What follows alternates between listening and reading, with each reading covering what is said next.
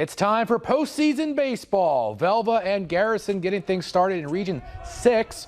Troopers already beat Central McLean to get into the bracket, and they're riding the momentum. Jack Bright with a strikeout to retire the side.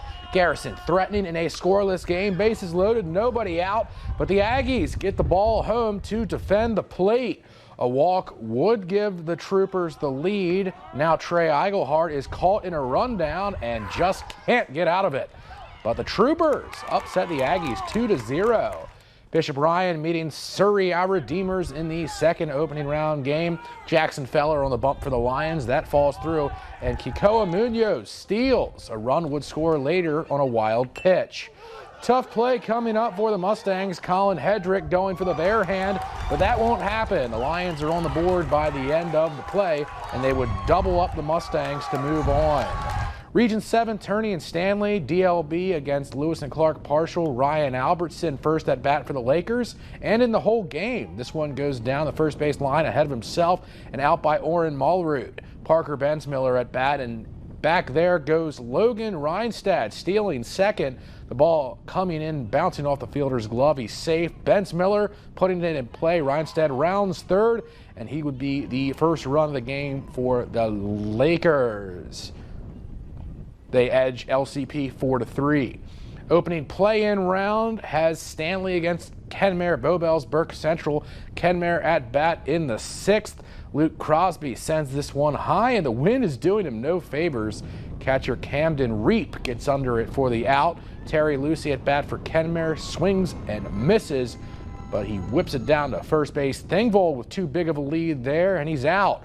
Stanley advances 3-2 there. Game 3 out there in Stanley as the home team takes on Renville County. Top one, Carter Rudin at bat. Catcher going to miss this one, and two Stanley players are able to steal bases. Bottom of the first with no runs. Jalen Durr for Renville going to send this one vertically. The wind is strong across the plate. Reap with the catch. Gannon Hall at bat then later, doesn't swing on this one, and Corbin Hall ends up stealing second on the play as the Muskrats shut out Stanley.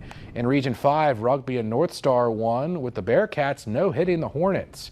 Moving to South Hill for the Class B West Region opening round, MLSKB doing battle with Hart River. Meg Silbernagel not giving up much against the Mavericks. Ginger Savicole picking up right where she left off in the Sub-Region 3 Championship. She's ringing up the Cougars this time. And no better luck here. Savicole and the Mavs are back in the dugout after this. MLSKB tops Hart River 8-3. Tight game for the Velva Aggies and West Hope Newburgh Botno Sioux. Here's when Velva gets their breathing room. Sienna Clemens chops one that spells trouble. Everybody's safe. A knock to shortstop off the bat of Olivia Pesa forces another tough play, and she hustles out a base hit. Sioux can't turn the ground out here, and more Velva runs would score. The Aggies are too much for the Sioux, 20-7. Beulah meeting Bishop Ryan in game number 1. Lions get on the board first when Maggie Rovig records the sacrifice fly for Riley Dieter. Beulah in business in the ensuing frame. Bunt look is on, but Taylor Christensen doesn't need it to take second on the steal. Then Ava Seibel pulls back and rips an RBI double to tie the game. The Miners would defeat the Lions 5-2. DLBLC looking to start strong against Wilton Wing. They're tabbing Brooklyn Benno for the start, and she's got the strikeout here.